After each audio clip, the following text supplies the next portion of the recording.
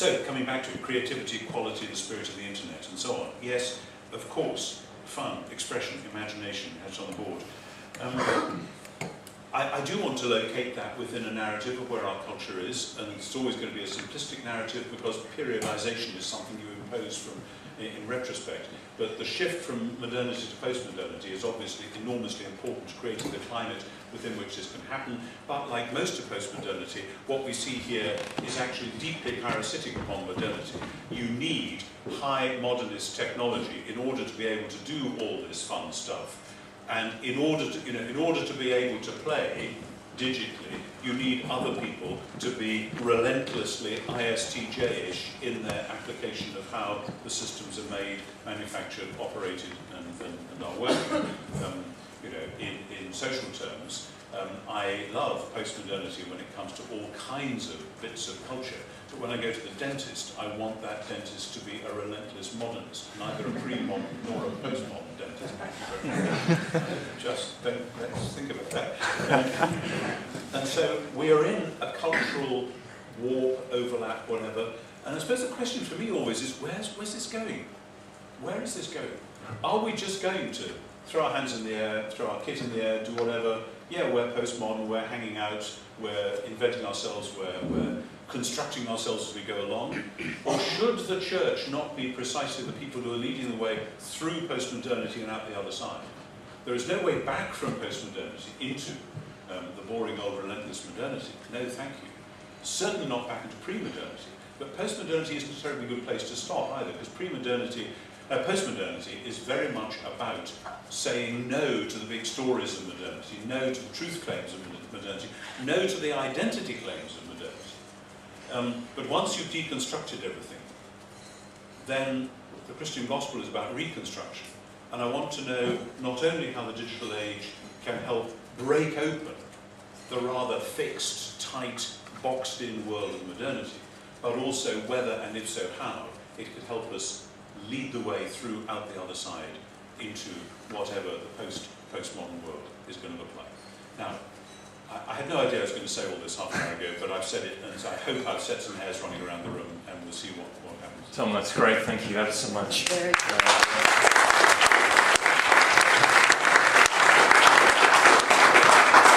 Time for a conversation with Bishop Tom. Comments, questions?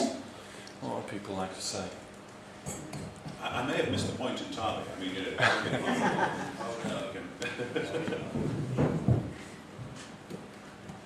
Comments or questions? Come on. Just a clarification. Thank you very much. I'm always greatly stimulated by what you have to say and your reflections. When you were referring to this obsession with the identity question, absolutely. Theologically, our identity is that we are made in the image of a gracious, creative God. But were you actually suggesting that what we are involved with here is, again, this extension of rampant individualism that has been part of our culture? Well, in a sense, yes. But I suspect it's something that does happen corporately as well, group identity. So it isn't just, I mean, I think it's more narcissism than individualism, and it's a narcissism which can take place corporately. But the individualism is a modernist phenomenon, which then gets deconstructed when postmodernity says, self, what do you mean self? Look in the mirror, there's nothing there. And yet, postmodernity also is constructing and reconstructing identity, even if it's something you have to do 10 times every day. Until I get out of bed, I don't know who I'm going to be today. Charlie Mingus said, when I'm playing jazz, I'm trying to play the truth of who I really am. The problem is I'm changing all the time. It's a wonderful statement of the postmodern dilemma, but he's still searching for an identity. And I think it's more to do with something that is part of the Enlightenment legacy that lingers on into postmodernity, of just not knowing where we are in a cosmos from which God has been removed, or out of sight somewhere, and from which within which the earth is shaking under our feet, literally and metaphorically. And so we turn in on ourselves and say, who are we? And I suppose then my problem is the asking of the question one outworking of Luther's definition of sin, homo incurvatus in se.